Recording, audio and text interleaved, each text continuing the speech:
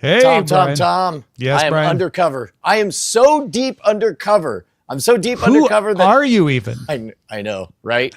First of all, I want to sing the praises. I'm sorry. No, I can't do this. I can't have you be outdressing me, Brian. What? I always look this way. Here. Okay. Now I feel better. Fair enough. No, as a matter of fact, for my 50th birthday, your friend of mine, Andrew Heaton, he got me a illegal counterfeit Rolex, which I never wear. Yeah, that's great. But if I am going to be undercover as a proper gentleman, of course, I'm wearing this totally fake Rolex. Isn't that great? It fits. Does it look more real when you're dressed in a suit coat? It does. As a matter of fact, I couldn't bring myself to wear my beloved Garmin Vivo Active. I looked down and I was like, oh, no. Actually, that's just not Garmin done. Phoenix 8. Yeah. That's fantastic. Well, we have lots of business content in Cordkillers today. This is perfect. Yeah, we do. Yeah, we do. Shall we dive in? Oh, wait, let me take a look and see where the fine folks in the chat is. Oh, yeah. Where you at, chat? Hey, W. Scottus1. Beautiful. Oh, I got to connect the YouTubes on there. Hello, killers of chords. We take the chords, we put them up against the wall, and we say, can we get what we want, when we want, wherever we want? Because if not, you know what happens next, chord? I don't know. What? We kill it. That's the implication was we're the chord killers. So. Oh, okay. Got it. Yeah. Yeah. We murder the chord. Yeah. Past tense. Acquitted. Acquitted. Never convicted of killing that chord. That's right. You don't know it was us, but your name is Cordkillers. It could be a metaphor. Oh, I'm going to make sure I didn't screw everything up by logging in. There we go. Hello, NC. Hello, Gambling Man. Hello, W. Scottus1. Gambling Man, thank you for saying fellas plural, even though you really just mean Brian. What do you mean? He said, looking snappy today, fellas. Oh, no. I don't know. The multicam is a flex. I should have brought a tripod. Because I got the If you do it fast enough, it's got kind of a max headroom feel. The thing about the marketing is, all right, shall we, sir? Let's do it. I am going to count us in. Amos is going to roll that music. Here we go. In 3, 2.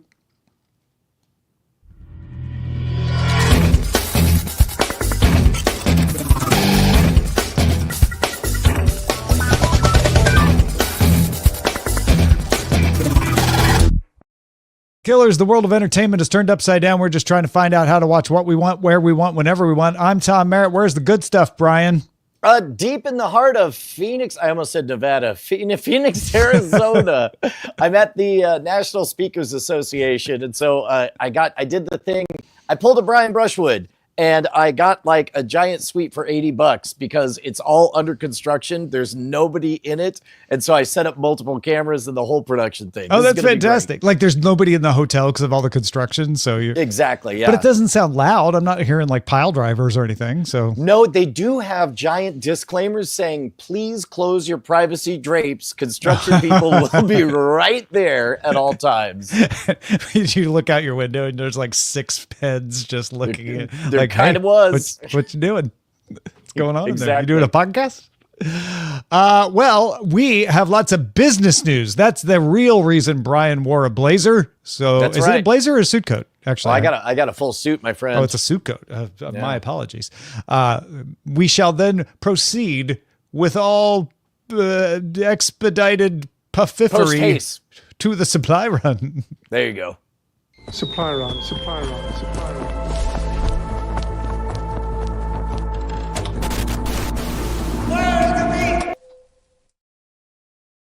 And is it sad that San Diego Comic-Con was this weekend and it's not really like what we're nobody noticed? Talking about.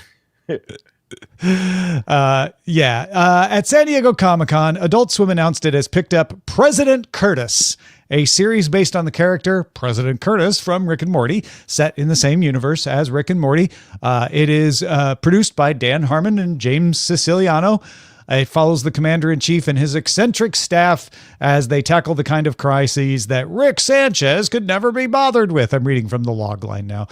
From interdimensional diplomacy to paranormal investigations and unexplained phenomena. It's not technically the first spin-off of Rick and Morty because they do have Vindicators 2, Last Stand Between Earth and Doom. They have the anime. There are multiple shorts and games and stuff like that. But this is kind of the first traditional, like we're taking a character and spinning it off into its own series. And that led me to think, Brian, yes, for every Frasier, there's an Aftermash. For every Laverne and Shirley, there's a Joni Loves Chachi. So we're not trying to decide if President Curtis is going to be a success or not, but what is it that makes a spinoff a success? Well, first of all, keeping to the heart of a show, I think, is a prerequisite. You know why Deep Space Nine worked right alongside Star Trek The Next Generation? I don't know, because it was the same universe with the same rules, with the same tone, just slightly different top spin. Star Trek The Next Generation, also a spinoff. People forget, right? Like, the original series was the main show. The Next Generation, even though it came many years later, was kind of a reboot, if you will. Well, so in that case, you have the same aesthetic, the same type of universe, just two different angles. One is if it's a wagon train to the stars. The other is, what about the next town over, being sheriff of a small town, right? Right. Now, part of the reason, and I did not really invest a lot of time watching Rick and Morty, the anime, because basically it looked a lot like Rick and Morty, but what if it wasn't funny? The end. And I thought you were going to say, but what if it was drawn differently? But okay, yeah, no, fair. Just what if it wasn't funny? It's a nice love letter. It's a interesting stunt. I don't think it worked for me.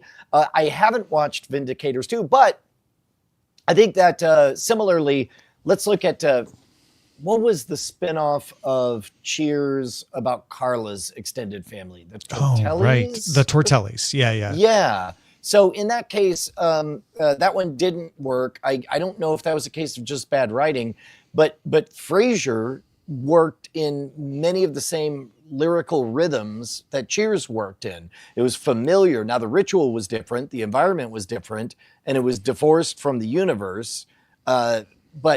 But it did satisfy that same niche. But I don't know. I'm very bullish on President Curtis. I think this is going to be a great show. I think that they've already proven. You remember the episode where they crossed over? They had essentially the two of them in a pissing contest with two different flavors of achieving the exact same objectives. I love the idea of, instead of nanotech, it's steampunk, basically. Yeah, I'm totally here for it. Yeah, there are lots of different kinds of spinoffs. Happy Days technically was a spinoff. It was what they call a backdoor pilot. It was an episode of Love American Style, or not even a whole episode.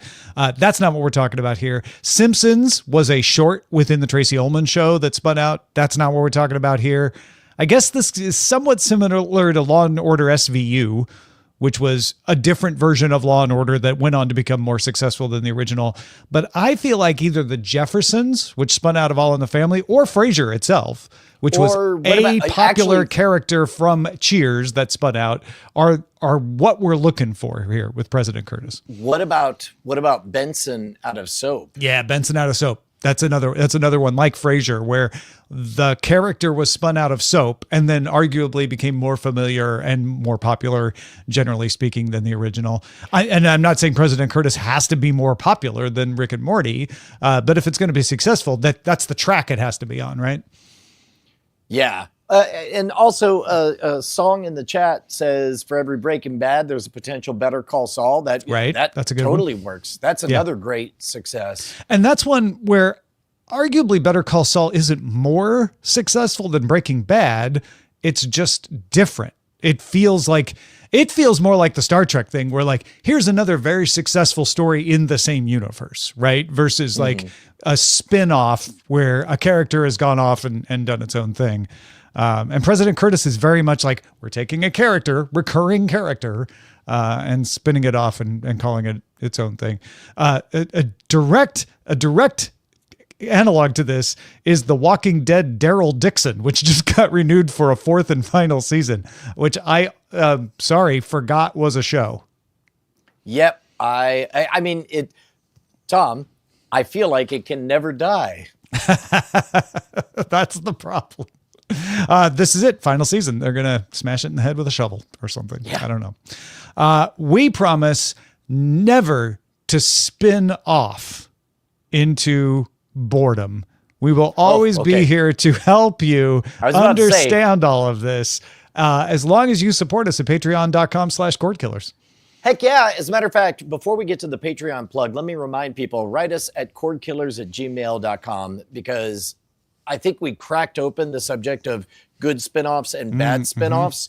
And I think both of our brains short-circuited. And right now, I guarantee you, everyone out there listening is thinking of at least one that they're screaming in their mind, either a terribly good one or a terribly bad one. Or my favorite kind are the kind where most people don't even know it's a spinoff of a thing.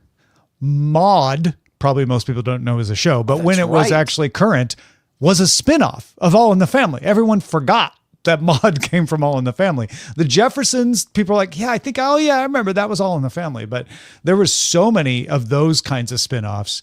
And Mary Tyler Moore Show had a ton of there's all kinds of examples. So send them our way, cordkillers@gmail.com. And while you got that browser open, then head on over to patreon.com/cordkillers. That's how you can keep us loud, live, and independent. For those of you guys who haven't heard the backstory, we are a spinoff of a show called Frame Rate that used to be on a network, but then that show got canceled. And so we decided to go loud, live, and independent, supported by all of you beautiful, beautiful patrons at patreon.com/cordkillers.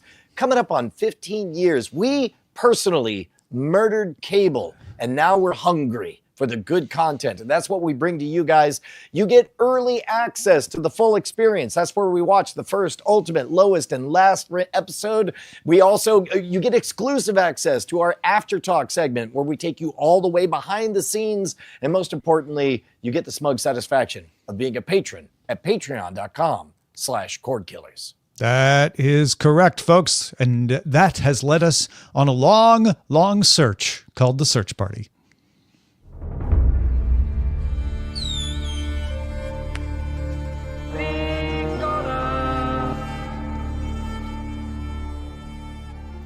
Amazon wants to do it again. They want to capture lightning in a bottle. They want to make a TV series based on a video game. This time, it's Wolfenstein, according to Variety. The show's logline is, "The story of killing Nazis is evergreen." That's it. That's the logline.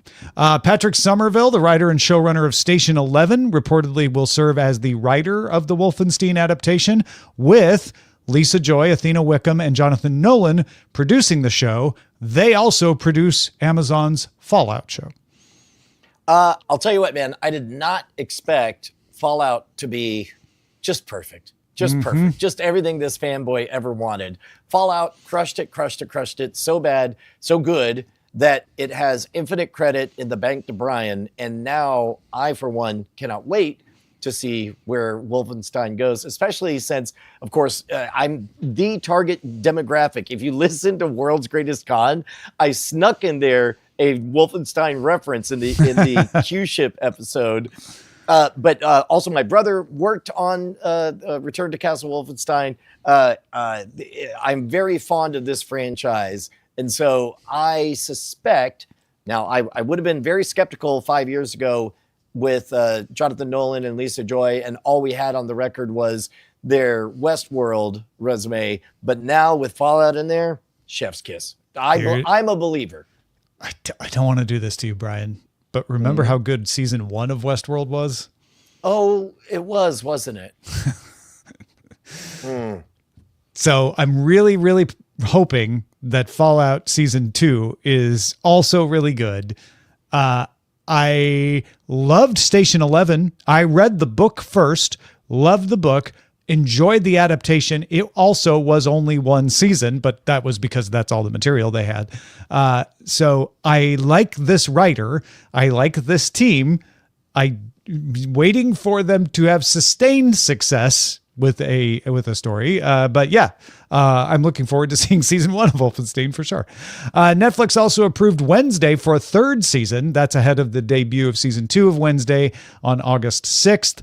Paramount is going to release a movie in the theaters February 12th, 2027, starring Ji Young-yu, the voice of Zoe in K-pop Demon Hunters. The untitled film tells the story of a young Korean-American woman who defies her family's wishes by competing in a televised competition to find the next K-pop girl group. It would be the first U.S. studio film to be shot entirely in South Korea. And the reason I brought it to the show is K-pop Demon Hunters on Netflix has taken off way beyond what I think a lot of other people ever thought it would do. And so it has got to the point where Paramount is touting like, yeah, we have one of the voices from that Netflix animated show that everybody likes. And we're going to shoot in Korea, which no U.S. studio has usually done. Okay, so as kind of you're pretty deep into the K-pop rabbit hole. Are you surprised by the success of K-pop Demon Hunter? Or yes. Okay, why? Because K-pop exists in a world where it is usually misunderstood from the outside, like so many niche things, right? And so when something tries to take advantage of that and cross over, it either hits well within the niche and everyone else is like, yeah, I don't get it. Or it appeals outside the niche, but everybody in the niche is like, they totally don't get us. This did both the good things. It appealed outside the niche, and people within the niche were like, this is great. I love it. And you've got K-pop stars doing covers of the songs, and the song is charting, on worldwide charts and all of that. So I just thought it was kind of a niche grab. I imagine Netflix did too.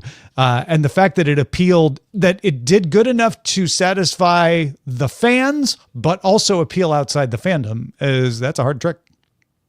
Yeah. So in your case, you are not so much surprised because you didn't think it was good or you didn't think it had the potential to have mainstream appeal. You were just amazed by the technical excellence that they pulled it off. I was, I was surprised how much people outside of K-pop fandom liked it.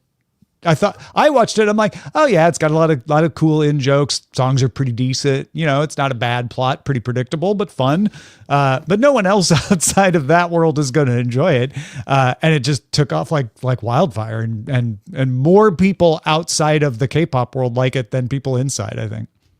That's so awesome because for some reason, when you said that, it made me think of an old King of the Hill bit where Bobby takes a college class on comedy, and there's somebody who has this highfalutin Ivy League degree where it's like, there's funny, haha, the turn, the flip, and the doodle. And so he's doing something that's vaguely funny, but then he just drops it and then just starts making fart jokes, and the audience goes nuts for the comedy. And the professor runs up and he's like, don't accept their laughter, Bobby. It's ill-informed. Yeah. And I would be fine with that if the K-pop world was like, that's a really bad movie, you shouldn't enjoy it. But they're not. The K-pop community is also like, yeah, we love it too. So it's just it's surprising that you can't accept the laughter. Squid Game star. Sorry. I was going to say. Meanwhile, on that Wednesday announcement, I think I want to officially correct my eye-rolling position on announcing renewals going into a new season. I think that is perfectly fine, free PR bandwidth, just laying on the ground. And I don't mind people doing that as a go-to move, as a show of faith, like with actions. I'm increasingly dialed in, Tom, on the difference between words and what people do. It's almost as though actions speak louder than words. So you can put all the ads out that you want for Wednesday. You can tell people why they should watch, but nothing proves that you as an entity believe in this property like a renewal right before release. Yeah.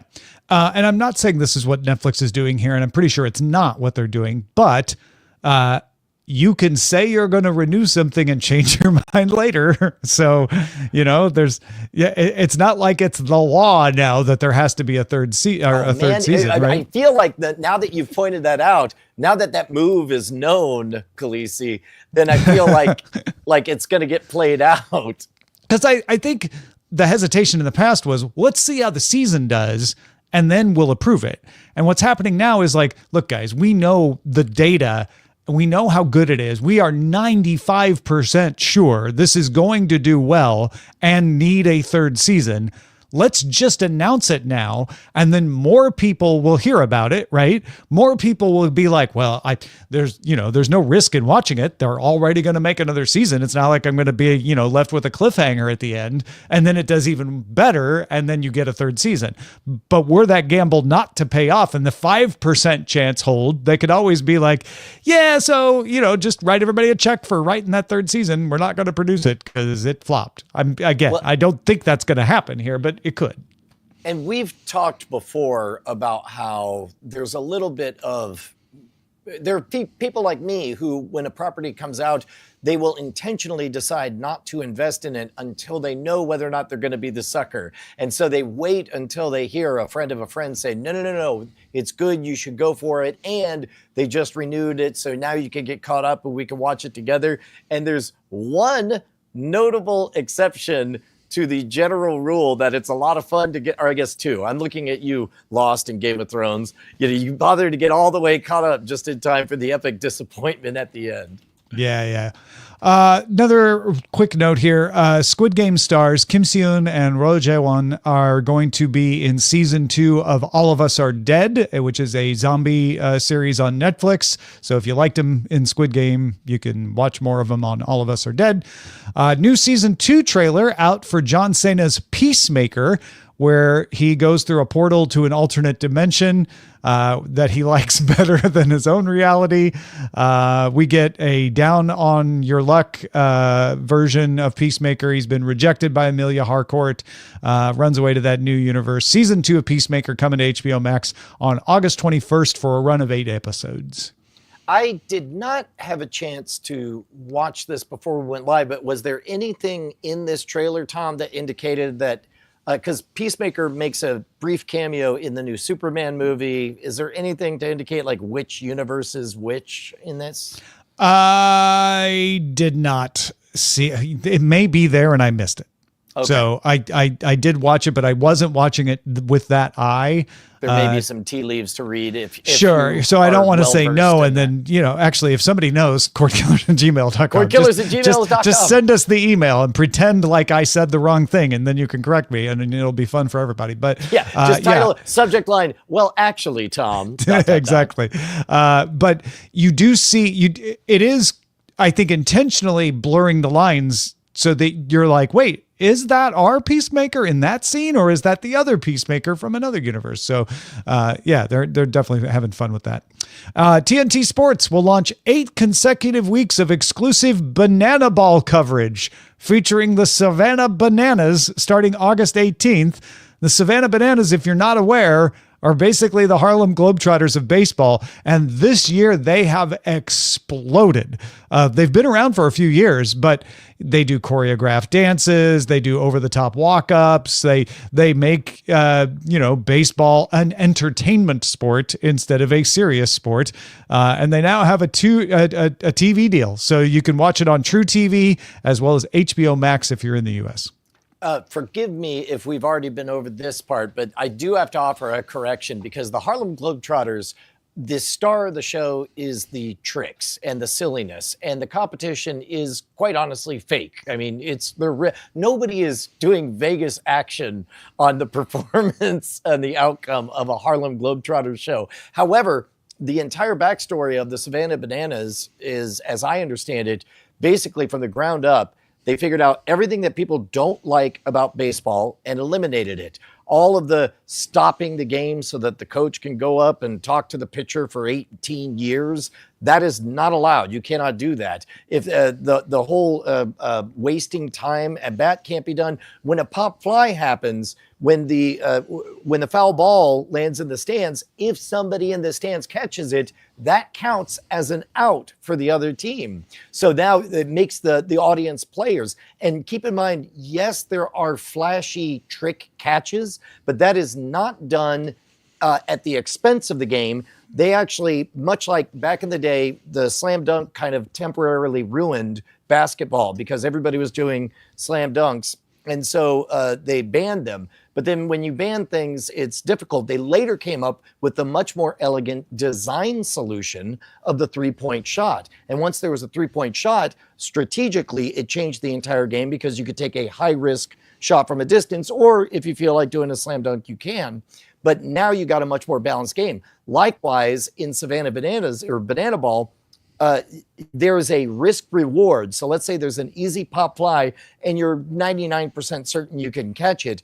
Do you engage in the risk of doing a backflip to catch it to get an extra point for the trick shot? So yes, it is more flashy. Yes, it is more fun, but it is all in service of a very real competition, which is a lot of throat clearing for me to make my prediction, which is to really sell Banana Ball to the masses. It needs to break out of the current category that it is in your mind, Tom. Because right now, yes, that's the easiest way to make people understand that it's brash and flashy. But unfortunately, that's the same bucket as rigged, which these games are certainly not. So what I would hope is the behind the scenes would reveal real stakes for the very small, I think there are only 4 teams in the entire league, but very real competitions that are happening.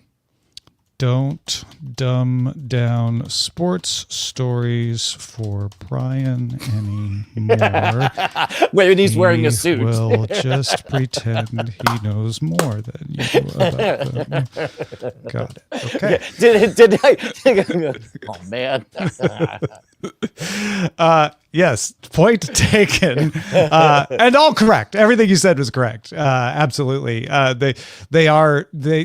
I think you're right too. Like, I think they've got a challenge because you cannot buy a ticket to a Savannah Bananas game right now. You can't buy a ticket to the other teams in the league right now.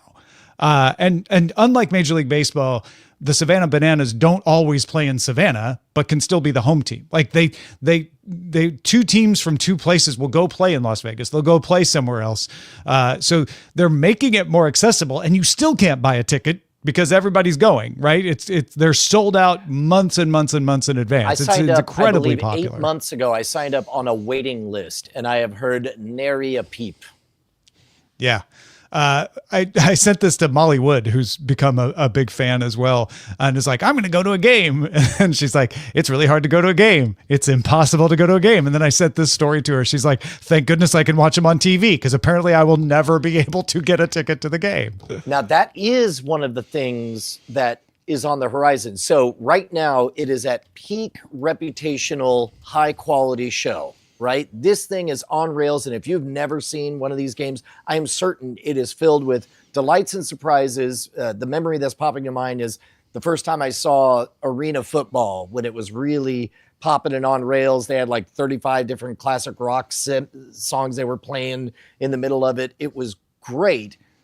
But after doing just one game, I'm pretty sure I saw all the arena football that I was ever going to see, because it was just going to be more of that flavor. So now the question, as they go on the mainstream, there's a difference between a fad and a trend, right? Is this the beginning of a trend of more conscientious, genuine competition? Or is this going to be a pop and then essentially a pump and dump in terms of attention? An infield fly?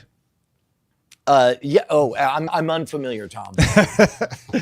Here are the teams: the Savannah Bananas, obviously, the progenitors of all of this; the Party Animals, the Firefighters, the Visitors. Just called the Visitors. Where are the aliens? No, they're just called the Visitors. They're in Florida, and the Texas Tailgaters. You've got a team down there in Texas. Today I learned. Well, and it's funny. Okay, so this is another interesting friction point, because as a consumer, like, everything about this sounds awesome, but if I don't know if I can't consume the product, it's hard for me to invest, because I don't mind. Right. Like, you remember when Bryce was like, yeah, I just want to get in football. Somebody pick a college team that I should like.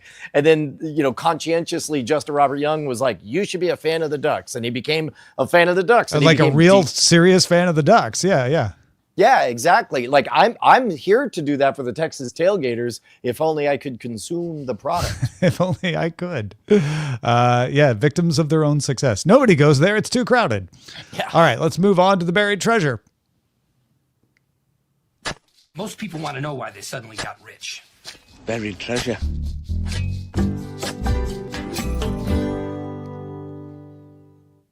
Ladies and gentlemen, the buried treasure is where we talk about something we have watched or are watching so that you can add it to your to watch list, or maybe go like, yeah, I like that thing too. Or what? You like that? You're crazy. Brian, I knew you saw Fantastic Four. We have been following this story for years now.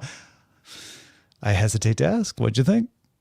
Tom, it's been the 48 years of 45 years of following the story of the Fantastic Four. Got deeply invested in the comics. I have one of the very first ones from, I don't know, 1960s, I think. And it is not a perfect movie. But then again, Fallout is not a perfect adaptation. It's not a perfect TV show. Fallout is, however, a very faithful adaptation of the video game that is a fun, a delight, and a visual treat in a world that my mind keeps going back to. And Tom, I am proud to tell you that the alternate MCU world, where Earth 838 is, or I think that's it. Whatever. They start off by saying, "Not your Earth, get over it." And the retro future, bizarro, totalitarian, superpowered crime-fighting regime where Pan Am exists. It's great. It's great. It's great. Yes. It's great. I think that there are, I don't know who enjoys it on what level. If you enjoy it because you're vaguely familiar with the Fantastic Four, you're going to have a great time. It's a solid movie.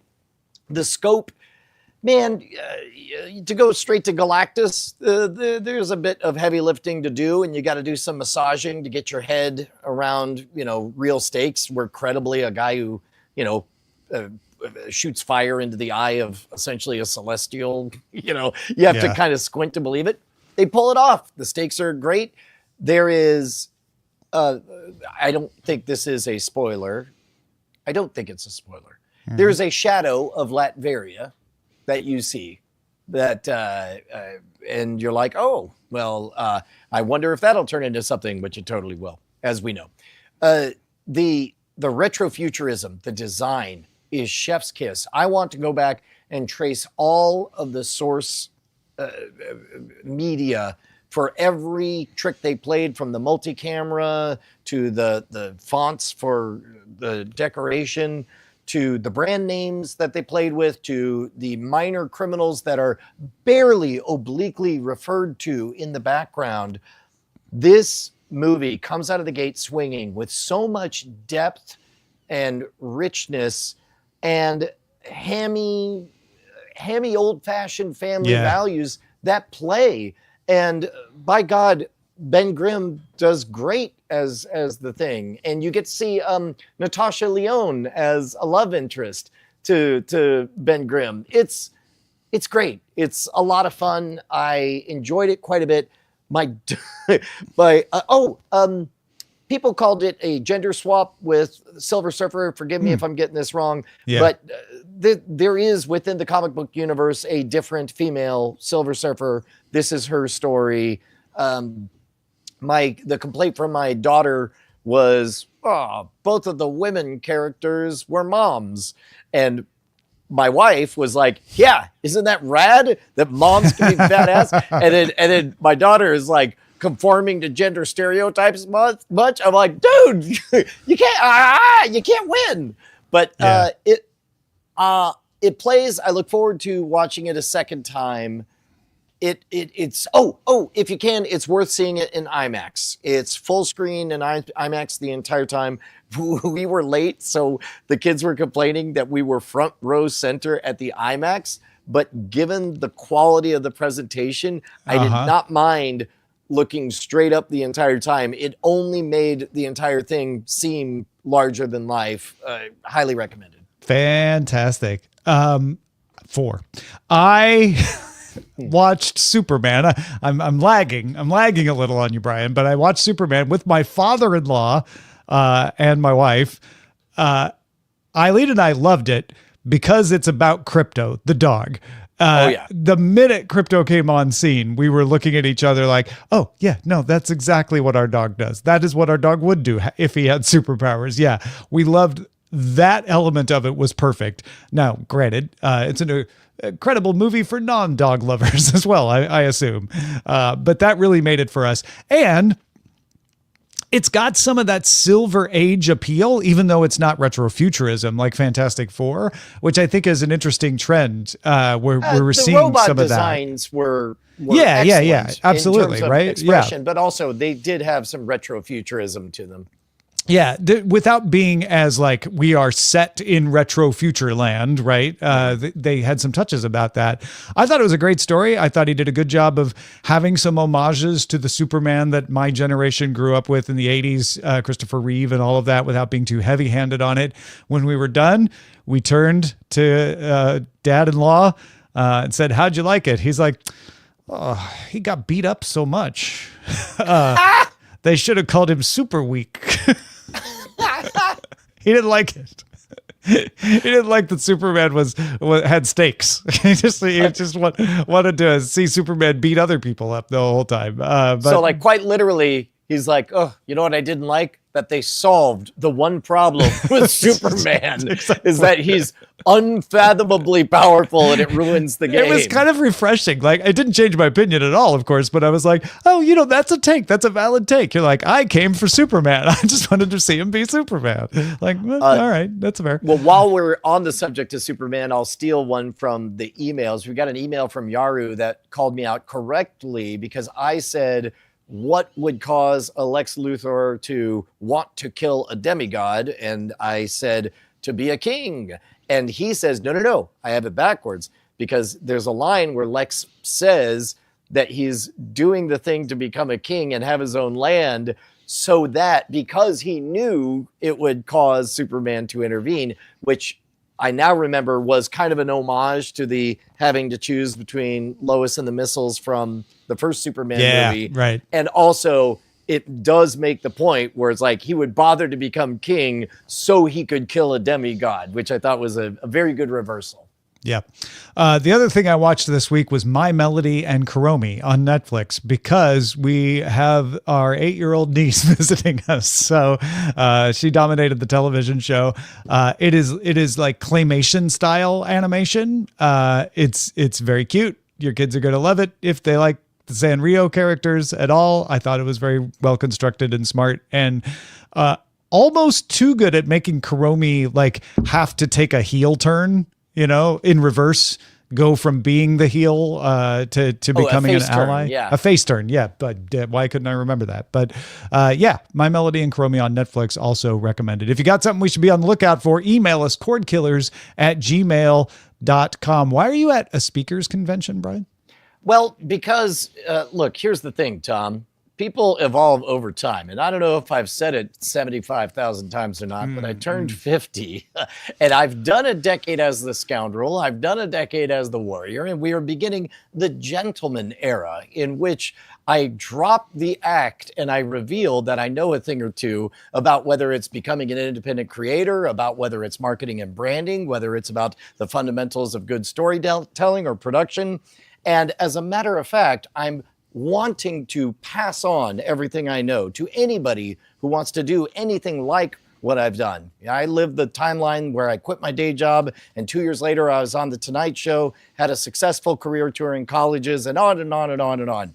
And there is some kind of weird biological pull that causes me to want to pass that on, which is why we're doing the Do Your Weird Thing workshop weekends. The next one is coming up September 19th, 20th, and 21st. It'll be me and Matt Donnelly. Tom has, air quotes, an anniversary to go to. I mean, you could hold it in Las Vegas. That's where I'll be on my anniversary, but okay. You know what? Do whatever Actually, you maybe want. we should. We eventually will take the show on the road. But basically, you're going to learn everything that I've learned.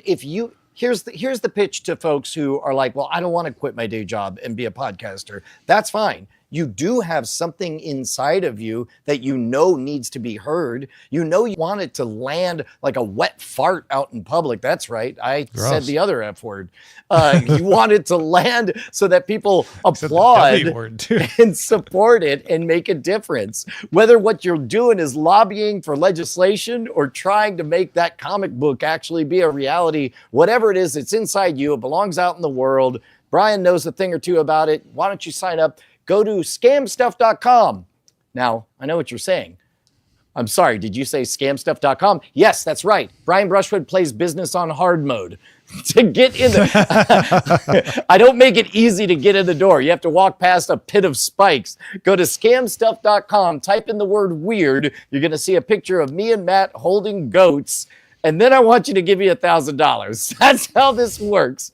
But in exchange, you're going to get 2.5 days of a workshop of all polished, top of the line stuff, a workshop all about your project. Tom, you went to it. How was it? Oh, yeah. No, it was fantastic. And I went to it because I wanted to help Brian, because I wanted to share my story, because I wanted to meet folks who were wanting to do this.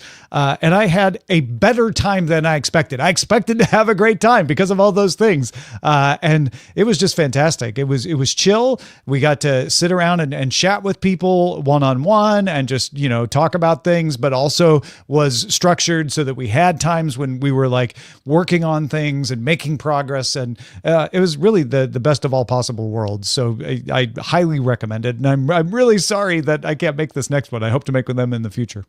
Well, we're going to have more of these, but the one we care about right now is the one in September. Book your flights right now. Come on down, 19th, 20th, 21st of September. Scamstuff.com. Do it Might now. want to work on that name. While we scan the horizon.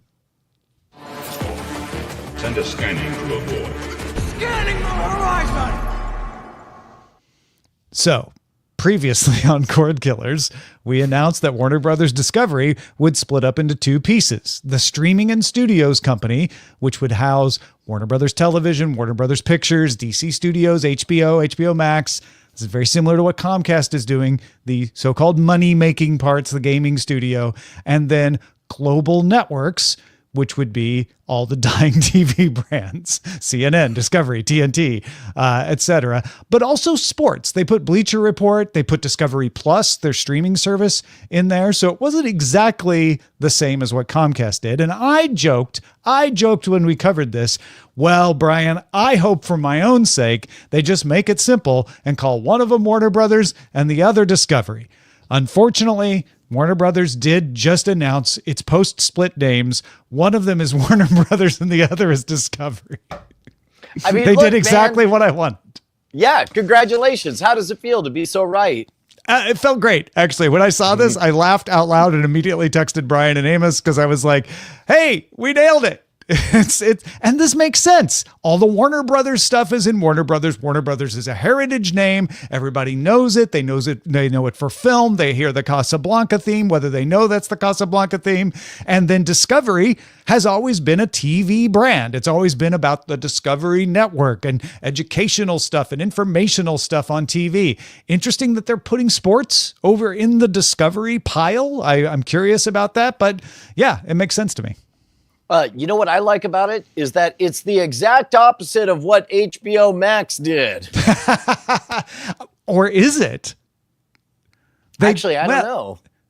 No, I mean, no, there are differentiators. There's parallels. It's not the same. Because they took HBO Warner Max, Brothers Discovery and merged them and called them Warner Brothers Discovery, and now they're renaming them Warner Brothers and Discovery. I know, right? But each one will mean a thing. Like a brand can change what it means over time. But in general, you got to keep them in their own lane. Like, let Discovery go from meaning you're seeing a sunset in HD in the mid-aughts because you need something in HD on your new HD TV, and instead let it evolve over time to be, reality shows or something. Yeah. But then let it evolve after that. But once you commingle and throw everything in one bucket, it's very hard to extract it. And in fact, that's what HBO and Max were trying to do, is extract out, but they had already commingled. Your Hacks was technically a Max, but it felt like an HBO. And then you go there to watch Rick and Morty. I don't know. I'm so confused. I'm a straw man that Brian Brushwood just made up. This, this is a long con by David Zaslav to become CEO of Warner Brothers. Instead of just quitting Discovery, he engineered a merger and then became CEO of the combined company and then stayed with Warner Brothers when they unwound the merger. Tom, I am convinced that you could commit any crime if you do it slow enough. So I am on board with your theory. Speaking of crimes, 42-year-old Christopher Lee Dahlman of Las Vegas, Nevada, has been sentenced to 7 years in prison for conspiracy to commit copyright infringement. Dahlman was also found guilty by a federal jury of money laundering, criminal copyright infringement by distribution, and criminal copyright infringement by public performance. Why? Dahlman operated Jetflix with a J, which found pirated content elsewhere on the internet, stored it on servers in the US and Canada, there's your big mistake, and sold it to tens of thousands of subscribers to stream or download. Jetflix operated from 2012 until it was shut down by the FBI in 2019. Yeah, dude, piracy. It's interesting that I had forgotten it. As long-timers will know, it was 15 years ago that I had to give up piracy because I was becoming a public figure and doing a show with Tom Merritt in which we talked about, all caps, legitimate ways to watch what you want, when you want, whenever you want where it. you want, etc. Yeah. And when we first got started, it was a scourge was the fact that the most convenient way to watch high fidelity anything was piracy. And we had seen multiple iterations of people trying to take a bite at these apples. What was it? Popcorn Flicks or something? Yeah, right. Something like that. Yeah, I remember that. Plugged into the Pirate Bay. Mm-hmm. Yeah, there were tons of those. But now it is a niche. It's not gone, but it is a niche. You may have noticed I kept saying Comcast is doing a similar thing. Oh, yes. Oh, I was going to say I actually don't know how rampant or niche is, but I do know that it's left the conversation in polite society. I don't think people are avoiding the topic just around me. I just hear it less. Comcast has named 2 people to the board of Versant, the former Spinco. This is when I was saying earlier, Comcast is doing a similar thing. This is the similar thing that they're doing. Mark Lazarus will lead the new company. Rebecca Campbell, former chair of international content and operations at Disney, was named to the board. But yeah, it's a little bit different here. Comcast and former CEO of Yum Brands, David Novak, was named to the board. Versant will be the USA Network, CNBC, MSNBC, Oxygen, E, Sci-Fi, and Golf Channel, along with complementary digital assets Fandango, Rotten Tomatoes, Golf Now, and Sports Engine. Yeah. Yep. They'll always be Spinco to me. That's it. Unless I'm alone.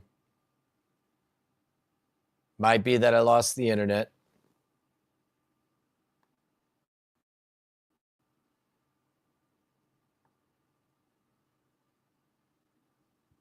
Gonna find out whether or not I'm connected. I would say you are connected. Our other host had to briefly leave. I'm really glad I didn't just assume I wasn't connected and start picking my nose or something. You know, I'm glad that we have this moment like this, Amos. I'm glad you're here. Well, I'm here for you. Like literally, I'm here. Ahoy! You're here for me, Amos. Yeah, for those watching that are not familiar, Tom has daycare issues with his dog, and he's got to go solve that problem right now. So, is that what's going on? Okay, well then this will be edited out. So in the meantime, we could take this brief moment to thank everybody for joining us live. Yeah, that'd be great. Who do we have? Yeah, we got a bunch of people in here, but I'm noticing not all the people that are watching us are in the chat room. We should have more of the people watching adding things to the chat. Yeah, no, we definitely is here almost every week. You got Pete 31415 saying hi, and C Brian Brushwood going solo. That's right. Tom's beard says thanks for watching. Fiora showing up, chat for chat's sakes. I'm good with chat for chat's sake. Like that's fine with me. Yeah. Because Man, it it doesn't chat. Bots, they don't chat just for chat's sake. They just watch. Well, here, if we're waiting on Tom anyway, why don't I do my mid-show ritual while you can just say hello to everyone. Chats. Yeah, you read chats, and I'll be right back. Okay. All right. Well, chat room, you have you've done it now. You're hanging out with me, and I don't normally sit on TV by myself. I guess this isn't TV. This is how I watch TV.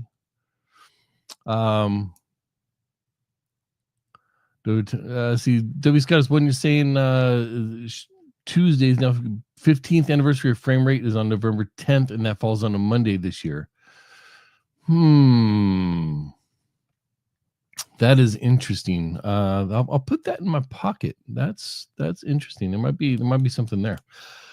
Pete 31415, you haven't talked about the next full experience yet. That will actually be talked about on this week's episode of After Talk. That's where that will be. So if you don't know, if you aren't a subscriber to our Patreon, the patrons get a show called After Talk, which is between 5 and 30 minutes of us talking about how we do the show and off-topic stuff, and sometimes adding more to the things we talked about on the show. But the lowest week is the week we will decide on what we're going to watch for the next full experience. So this week we will decide during After Talk what the next full experience will be. And if you are a subscriber, you will find that out later on tonight or tomorrow, whenever I get this published. Whereas everyone else will have to wait at least until next week before they find out what the next full experience will be. So that's how that works, and that's one of the benefits you get if you're part of the crew that can get After Talk. You find out just a little bit sooner what we're doing for the next full experience. Last Friday, someone came into the house, Tea House, because they saw the Modern Road video. Oh, Brian's back. That's awesome. Yeah. Hey, so boy, that was a close call. I'm glad you thought to mute my mic, because I definitely was almost about to pee when I realized I was still wearing the lapel mic. I'm almost a real producer, Brian. Yeah, no, it's good. It's good. This is why at the beginning of War Games, this is why you got two people on two keys. All right, Tom, you're back. So we have the crew all back together now. Yeah, sorry about that. Where did we leave off? It was funny because I just cut to taking from Brian, or from you, Tom, to both of you, and then you took it just to Brian. I was like, what happened? Because I was lagging earlier and it got stuck on Brian for a little while my internet was waiting for me to click off, and I was like, what happened? Then I saw that you were taking a phone call. All right, so now we are back in here. I'm going to disappear. Tom, you can figure out where we left off, and I will see you all on the flip side. And picking up in 3, 2, 1. Hey, Paramount's merger with Skydance has cleared regulatory hurdles and should close on August 7th, Brian. No one's upset. Yeah. Nobody was issuing biting, satirical, scatological satire with AI-generated evocative imagery. Nope, certainly not a cartoon that would run on the Paramount-owned networks that Skydance is now acquiring. Not at all.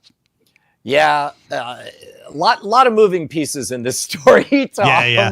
The Skydance merger of Paramount seems to have been caught up in the current political climate. But honestly, that merger was on rails. It was going to happen, and the regulatory hurdles weren't expected to be very tall for it because Skydance is a smaller company, and really, I think what's happening is they are packaging Paramount and Skydance together with the intention of possibly being acquired by someone else down the road. I wouldn't be shocked. But this is now a more viable company. If not a Viacom, it's more viable. See what I did there? Yeah. Finally, Happy Gilmore 2 launched on Netflix July 25th. For the week of July 21st through the 27th, the film generated 46.7 million views over 3 days. Views in Netflix land is defined as total hours watched divided by total runtime. So it's every minute that is watched counts. and then you have to have the same amount of minutes as the runtime of the movie for it to count as a view.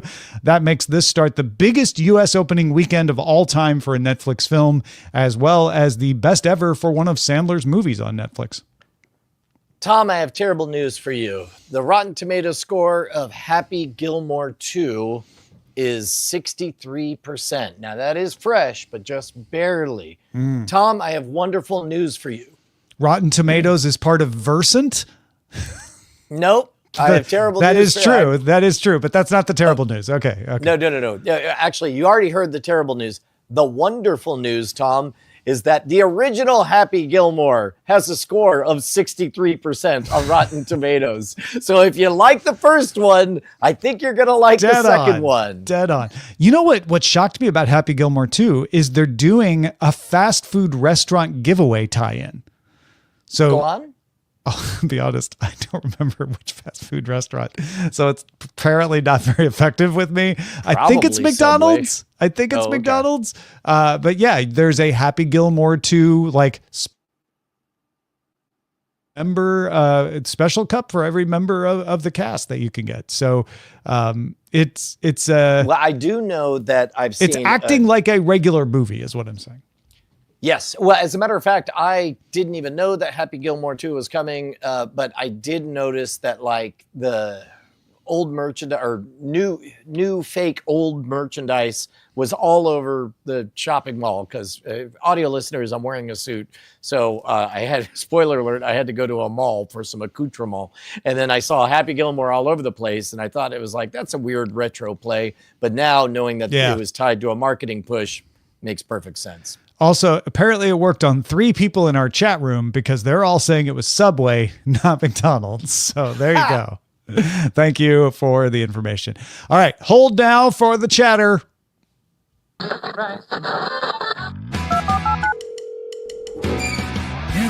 got mail. We got an email from George, who stopped getting Cordkillers in October, said iTunes no longer worked. He's a Patreon, has been watching by YouTube, but would rather get an RSS feed. How do I get the RSS feed, says George. Here are the steps, George. Locate and click on the creator from the left side navigation to be do we really want to do all the steps in the show of this, or can we just email this to George? Do you think this is useful for people? Well, I mean, I know that it's an ongoing thing. I think he's talking about the video podcast is why I was asking. Yeah, I don't know. Go to patreon.com, click on the creator from the left side navigation. That takes you to that creator's Patreon, or in our case, you go to patreon.com/cordkillers. Once you're on that Patreon, click on the membership tab, go to the option listen in other podcast apps, and then you can select either Spotify or other podcast apps. Spotify will hook you right into Spotify, but if you don't use Spotify, that's fine. That'll provide you with the other podcast app selection will provide you with your RSS feed that you can then put in your podcatcher of choice. You may be right, Brian, that George may be a person who was getting the video RSS feed, which we don't provide anymore. And if that's the case, then yeah, YouTube is your option there. Yeah. And nowadays, look, I mean, this is going to sound like a flippant, rude answer, but it's going to increasingly be totally normal. I consider vibe coding it by literally just talking to your agent of choice, describing what you want to have happen, and it maybe can just write a script to do it for you nowadays. It's bizarre. Scott writes, Brian, thank you for mentioning the series Children of the Stones. I have some vague memories of seeing some seriously disturbing TV when I was younger, and this show sounded exactly like the kind of thing I could just barely recall. I would love to find them again and see them through adult eyes. I watched the Children of the Stones episodes on YouTube, and while it is cut from the same cloth as some of the shows, I would like to rewatch. I don't think I've seen this particular series before. However, now that I have this, I'm sure I'm closer to finding what I've been looking for. Thank you. I've been a listener and sometimes financial supporter of your other shows in its various incarnations, BB Live Show, NSFW, Night Attack, and Great Night, and I'm happy to have finally added Cordkillers to my weekly lineup. I'll likely be emailing again. I've already listened to all the full podcasts currently available. That's fantastic. Thank you, Scott. Yeah, I suspect that the full podcast or the full experience podcast it needs to eventually have its own feed, or I guess it does, or I don't know how we have it set up right now. But I'm glad you're enjoying them. Those are all evergreen. Corey says, has Just Watch stopped working? Is it one of those sites that isn't free anymore? Everything I search for lately shows only as Amazon or Apple. For example, I searched for Gladiator 2 and Just Watch showed me Amazon and Apple. But I knew it was on Paramount Plus and I watched it there. Have you seen this behavior? Am I holding it wrong? Is there an alternative or a more current flavor? Thanks for the show. Been a follower since Frame Rate. I am not experiencing this. I am seeing but things. also we in fact, let me try it right now. Let me look for Gladiator 2 and see what it gives. But I have not run into this problem yet. Yeah, well, what's funny is when I read this, part of the reason I put this email in is because there would be a bias for us to not be able to know that that was a problem, right? Like in this case, he happened to know that it was available somewhere else. I think I have the answer. Okay, Corey, when you do a search and you don't scroll, what you see is the promoted places, which for me are Prime Video and Apple TV. But if you scroll, you'll get Watch Now, which gives you Fubo, Paramount Plus, MGM Plus, Philo, and a bunch of others, as well as places to rent and buy, and even places to buy a ticket to see it in the theater, if it's still playing in the theater, which this one is. So that's interesting. Anyway, yeah, you probably just need to scroll. I'm guessing that's all it was. So you were not holding it wrong. Perhaps you were not scrolling it properly. You're scrolling it. You're a scroll. And we're not scolding you for your scrolling. We're just explaining. Sean writes, hey, Brian, Tom, and Amos. So late last year, I got a pretty sweet deal, $30 a month for ad-free Hulu, Disney Plus, and Max. But the return of HBO Max made my previous account with HBO Max supersede the account with Hulu that had all three streamers. It all worked out in the end. I just lost all the account information I had with Max, now HBO Max. The change of the names of the apps on my devices and Roku is the only reason this occurred. At least that's my best guess. This is frustrating since when I started this deal, I was able to transfer profile data from the standalone Max account to the Hulu account that had all three services. Sean, this should not have happened. It's not what is happening to most people, and I don't understand or have an explanation for you because they really did just change the name of the app. And your account should still be your account, your email address and your password. So I'm not sure how this happened to him. Well, it could be, and keep in mind, like the whole way that I interact with HBO Max is because my home internet happens to be AT&T. If you have home fiber internet with AT&T, you get HBO Max for free. So weirdly, I log in through that third party thing. It never occurred to me, though, that I would be bummed about the data set being lost. I know that that's part of the reason we've talked about this before. In general, I buy everything within the Amazon ecosystem because at least I know all the things that I bought are in that one bucket. Sorry. Oh, the sweat finally. I made the mic fall. There you go. Yeah, it was a mic drop. It was your mic moment. drop moment. Yeah. There we go. That's part of the reason that I do Amazon for everything, because I know I bought movies twice, once on Apple and again on Amazon, and then for some reason you couldn't watch both at the same time. Quick side story: I was trying to watch Cabin in the Woods with my daughter over the phone. Same thing. It wouldn't do the Amazon Play on two devices thing. There was an iPad versus PC problem, so I ended up buying Cabin in the Woods 3 times in order to be able to watch it alongside my daughter. I didn't like it. So I appreciate deeply how frustrating it is to lose all of that data. Yeah. And again, this doesn't make sense. My guess is someone gave you bad customer service advice because your account isn't with HBO Max or Max. It's with the company running that app. And yes, when they rebuilt the app and made you log in, there's a small possibility of this sort of thing that could happen. But even then, you're just authenticating an account on a server unrelated to the app. So my guess is something made you try to log in with an old version of your account before your bundle, and the customer service folks didn't clock to the fact that that was happening. Sounds like they fixed it for you. But I bet if you figure out how to log in with that other account that was for Max, that you'll might be able to find your profile history. But it sounds to me like you got bad advice. It's not something that's going to be very common for people though. And it is frustrating. I'm sorry to hear that. That is it for Cordkillers. Our website is cordkillers.com. Our email address is cordkillers@gmail.com. And we are live at twitch.tv/Night Attack Tuesdays at 5:30 p.m. Eastern, 2:30 p.m. Pacific. I reckon we'll talk to you next time. Pew.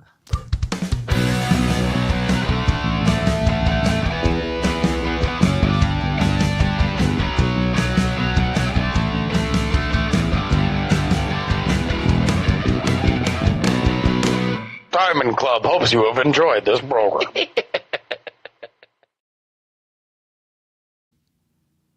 So can I just complain for a second?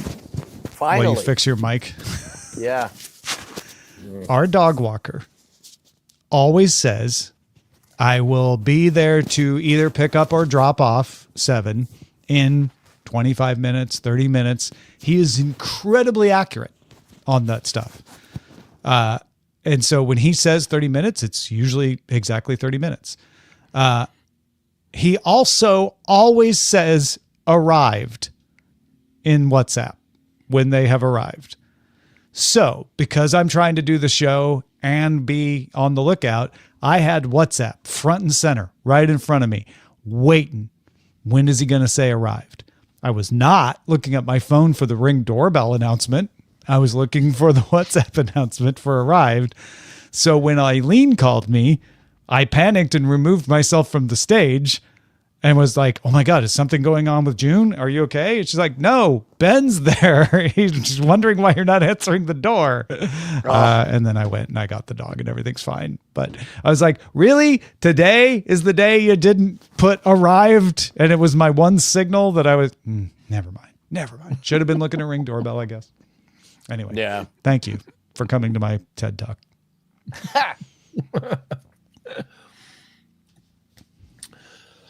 All right. Well, Brian's already done his. Yeah, I already mid-show did my ritual. Oh yeah, so we can go right into the full experience then. I Yeah. certainly can. I need to adjust the banner real quick though. Okay, doke. The Bruce or the David banner? It is not the ultimate anymore. It is now the lowest.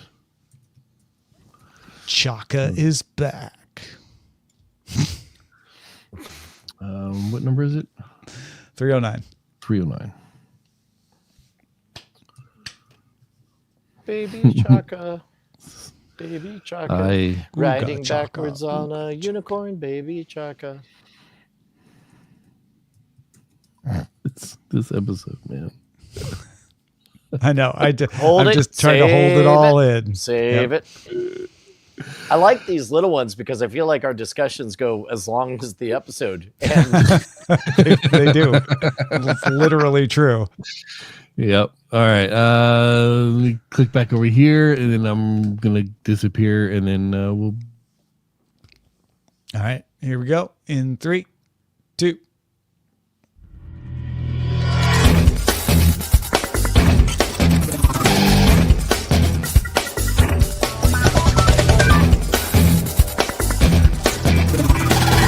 Welcome to the Full Experience. This is a series that looks at 4 episodes from a television show to figure out if we can get the gist of having watched the entire thing with just those 4. Full means first, ultimate, the highest ranked according to IMDb rankings, lowest, and last episode. Right now we are watching Land of the Lost, and it is time to go low. The lowest ranked episode of Land of the Lost was Season 3, Episode 9, Abominable Snowman, which first aired November 6th, 1976. I'm Tom Merritt. He's Brian Brushwood. Tom, I have a theory that I'm developing. Yeah? And I've been sketching around You're like it, the but Charles Darwin of the Full Experience. yes, exactly.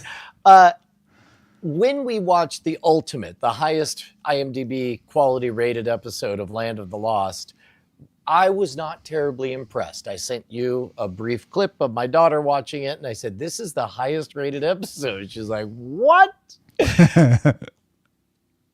that episode was the highest rated episode because it was interesting in that it broke the pattern. The Slee Stacks were slow, plodding creatures, and now all of a sudden we had a smart Slee Stack who was Leonard Nimoy, basically, written in an episode written by Walter Koenig, Chekhov. Right. And now, so the reason it was beloved is because it broke the pattern and did something interesting and hinted at a wider world.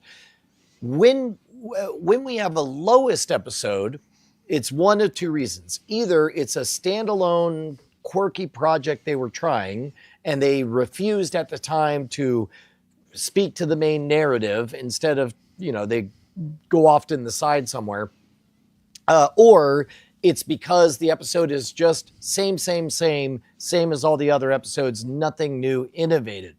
That's what happened on this one. And we've seen several times on the full experience that if you're only watching 4 episodes, it is not a problem that an episode is all the same. It is a gift to somebody who just wants to get caught up on, like, oh, they're going through all this because these are all the things that they're always doing. This guy's always grouching about this or whatever. In that regard, this lowest episode, the first half of this, Tom, I was thrilled right from the opening credits where I'm like, oh my God, the dad, I guess. Like they brought me up to speed. They're all like, Brian Brushwood, look at the dad. Went through a gone. green screen. We got a Jack now. Yes. Yeah. And now a new guy's coming in. And then right off the top, it's like, they're all like, we still are looking for dad. And then in walks that same character from the Ultimate episode. And we got Chaka. We were introduced to Chaka. And Chaka, who we've watched 2 episodes and we've seen them both. So it's like, oh, okay, we haven't missed anything. Here they are. And it was a great moment when they're all like, Chaka, this is what fire be like. And he's like, yeah, I know. I talk now. And I'm like, oh my God. This is even better. I totally learned your language over the intervening episodes, but don't be shocked. Yes. We also had a 2-headed dinosaur, so it's like, oh, we got new dinosaurs going on. Yeah. Honestly, I felt like Jack was an improvement as an actor over Dad. Those biceps, he knew his lane, and he seemed less abusive. And then I feel like we might be going to the same place, because I was like, actually, this is a pretty great episode until we got to the cave, until we got to the abominable snowman. Okay. And they essentially took Chaka's costume with the face cut out, made it white, and put it on a bigger guy. Yes. And also the guy clearly was an electrician or something. And I hope look, you're limited by the tools of what you have, and you can offset what they wanted. They ran out of steam. They were limited by the tools this whole episode. They ran out of steam when they had the Tapa dance, and then they're like, I guess we just run past him and he gets mad. I don't know. Just get to the bridge. Get to the bridge. Well, that's the also it was like, I mean, there was a good 4 minutes of them just standing staring at each other inside the cave. And that can work if you're going to do shot, reverse shot, and build tension, moves, and a bead of sweat on the eye. But instead, just a static wide shot of like, I don't know. And they didn't even look nervous. No, and it's just like, oh my God. Okay, so the problem is that they're trapped. Okay, so they go into a cave with the stated reason being that the guy can't get in there, but it's the guy's home. And the guy is in his own home, awkwardly confused by it. Why are you in my house? And then also it's like they don't want him to have his food, I guess. Also, we kind of forgot we're there to save the unicorn for a while. Yes. Like, the whole point was like, we have to save the unicorn. We have to save. How did the unicorn get across this bridge? I don't know. It's pretty crazy. And then like, oh, now we just need to run away from the snowman. I forget the unicorn. He's not important right now. Yeah. And also, I believe she literally says, oh, it's just fire. It won't burn you. Like, I'm sorry. Isn't that literally the purpose of fire is to be burned? Yeah. Yeah. Also, I So when they get across the bridge, and then I guess the bridge fell while they were gone, so they didn't know it was there. But in the bridge. Oh, you mean the tree over the gap that they had to cut down a tree that just happened to fall right where they needed to, and then that helped them escape. But but he threw it off the side at the or was there an earthquake? I feel like there was an earthquake or something. Okay. Yeah. I like the fact that he just ambiguously jumps around and Jack's like, that means we're never doing this again. Bye. Yeah. Yeah. I thought up until the cave, and after they cross the bridge again on the way back, good episode, decent episode for Land of the Lost. Great episode. But yeah, I see where the abominable snowman thing made this episode go off the rails. Like, it could be the worst episode of Land of the Lost just because of those scenes right in there. Yeah, and man, halfway through I was wound up, man. I was gonna go to the mat to defend this. Yeah. And certainly in the full experience, I would put, even with how nothingness and how narratively broken that 1/3 of the episode is, I would still kind of put this higher than the ultimate one in terms of getting what the show's about. You get a sense of place in the world and progression. This is kind of an argument for always watching them in chronological order, whether even if that means the ultimate comes after the lowest sometimes, because in this case, the lowest did come after the ultimate, and it showed us the progression really well. That the strength of this lowest episode for us was, Chaka learned how to speak. Enika's still around. Dad disappeared, but we got a better actor with Uncle Jack. It really felt like, I feel like I'm caught up on the entire run of Land of the Lost to this point. Which, if this had been the ultimate, right, we would have got here, and then we would have had to go back to Dad, and it would have felt a little disjointed. But thankfully, that's not the way we have the order this time, and it works really, really well. I know I keep saying it, but man, is Uncle Jack better. I'd forgotten he existed, and I was like, now it feels cohesive, right? It feels weirdly more like a family, even though he's the uncle. Yeah. Well, and what about you, Amos? What did you think? Gentlemen, I sat down. I had an idea, an epiphany. I sat down with a bowl of pasta and some spaghetti sauce, and I just needed the cheese. And this episode delivered. From the first time you see the unicorn, it's actually a costume. Yeah.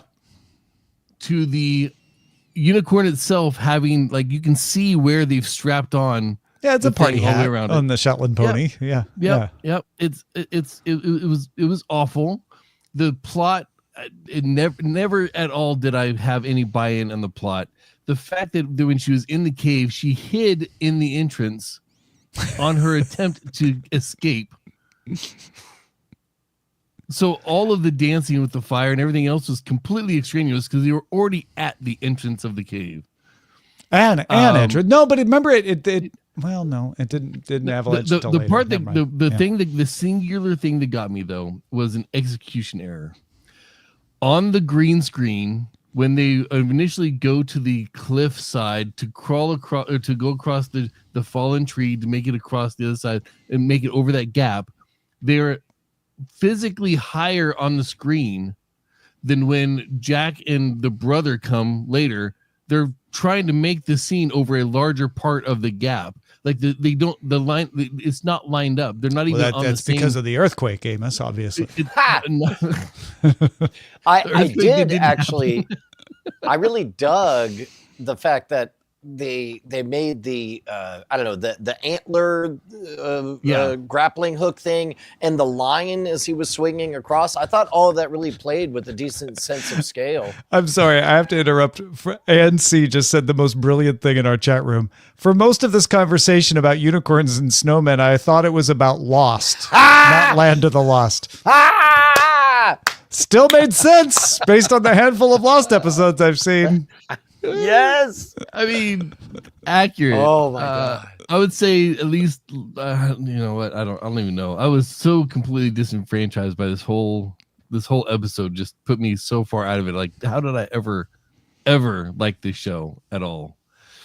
I was disappointed. Nah, The land of the lost Amos. First half was great. First half was great. I want to acknowledge the cake, because remember they were making a cake. Yeah, why? How did they make a cake? I don't know. Okay. How did she randomly decide to make a cake out of whatever ingredients she had? And then I bet that cake is not good. Well, then they show up, they're like, "Hey, happy birthday!"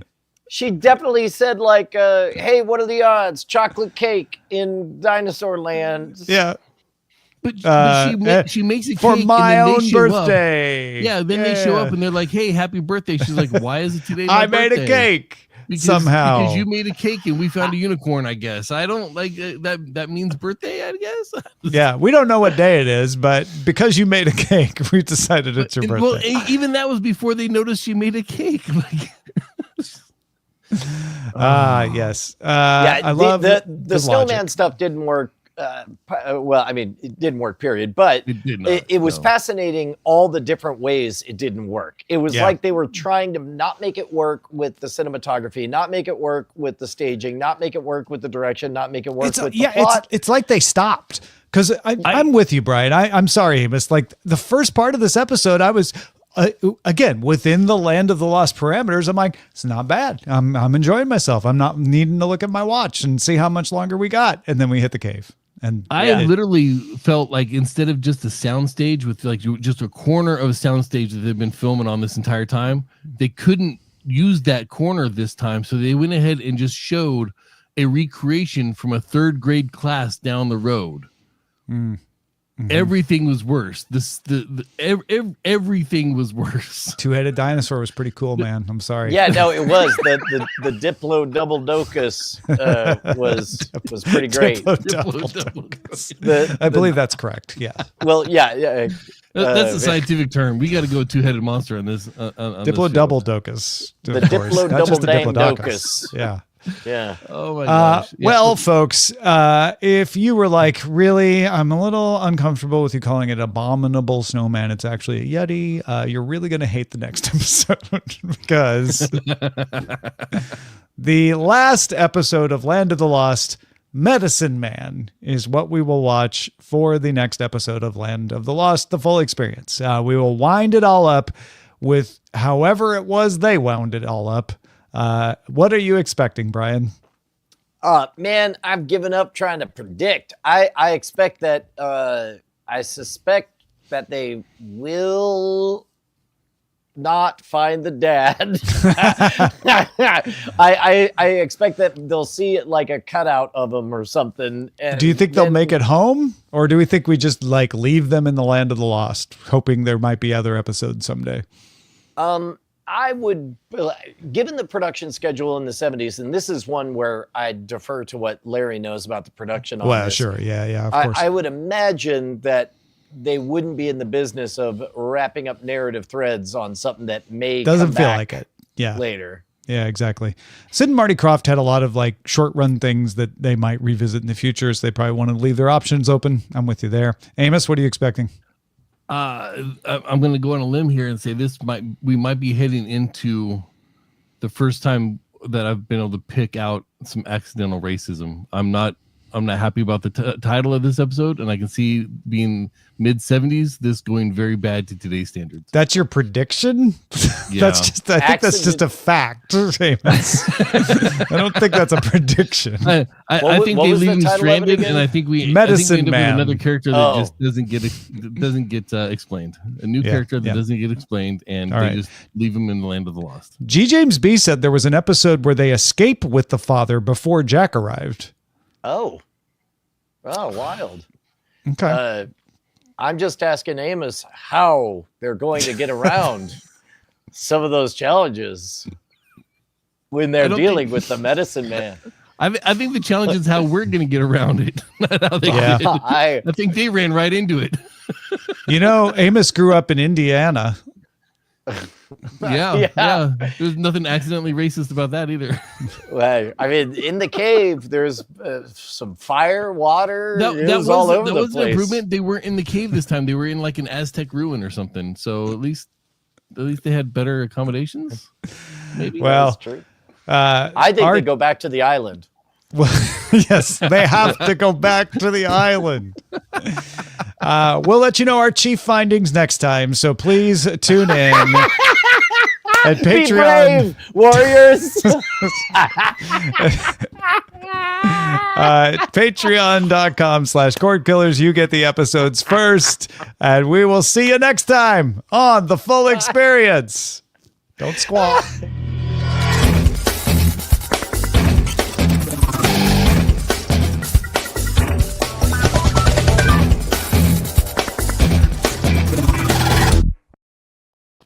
God, I just feel like you were giving me the mic and just taking it back again and again, John. All right, that's it for the live stream. That's After it. talk starts shortly after we say goodbye. Say goodbye, everybody. Goodbye.